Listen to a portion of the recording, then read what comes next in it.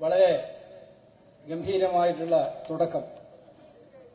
ആലപ്പുഴ പാർലമെന്റിലെ തെരഞ്ഞെടുപ്പ് പ്രചരണ പരിപാടികളുടെ ഔദ്യോഗിക ആരംഭം ഇവിടെ കുറിക്കാൻ കഴിഞ്ഞു. എനിക്ക് സന്തോഷമുണ്ട്.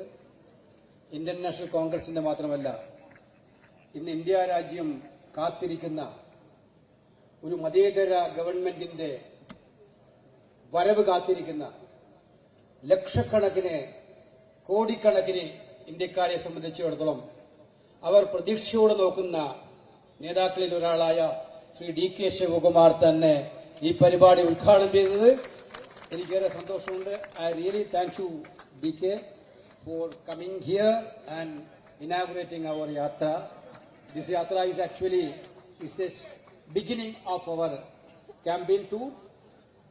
Coming days, we are going to the grassroots level areas of these constituencies. I think Shivakumar, I don't want to thank you very much, but Shivakumar is like that.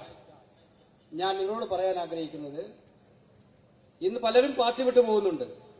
ഒരു ചെറിയ നോട്ടീസ് കിട്ടിയാൽ ആ നോട്ടീസ് കിട്ടുന്ന നിമിഷം jump ചെയ്ത് party മാറി സാഷ്ടാംഗം വീഴുന്നവർ, അവിടെ അപവാദമാണ് ശ്രീ ശിവകുമാർ.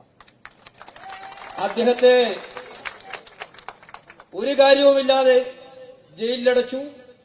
തിഹാർ ജയിലിൽ അദ്ദേഹത്തെ കൊണ്ടുപോയിട്ടു. അദ്ദേഹത്തോട് പലപ്പോഴും പറഞ്ഞു, പാർട്ടി മാറിയാൽ ഒരു പ്രശ്നവുമില്ല, ഫ്രീ ആയി വിടാം. എനിക്കറിയാം, പറഞ്ഞ നേതാക്കളെ എനിക്കറിയാം, പറഞ്ഞ ആളിനെ എനിക്ക് ബോധ്യമുണ്ട്.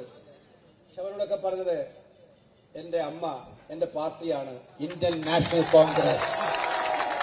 ജയിലിൽ എത്ര കിടന്നാലും ഞാൻ എന്റെ പാർട്ടിയെ അമ്മയെപ്പോലെ സ്നേഹിക്കുന്നു എന്ന് പറഞ്ഞ ആർജവങ്ങാണ്. ചിലർക്ക് അത് പറയാൻ പറ്റാറില്ല. അവര് വേഗം പോയി സറണ്ടർ ചെയ്ത് അവിടെ കാലിൽ വീഴും. അപ്പൊ അതുകൊണ്ട് ആ ശിവകുമാർ ഇവിടെ വന്നു എന്നുള്ളത് ഐ എം റിയലി ഹാപ്പി.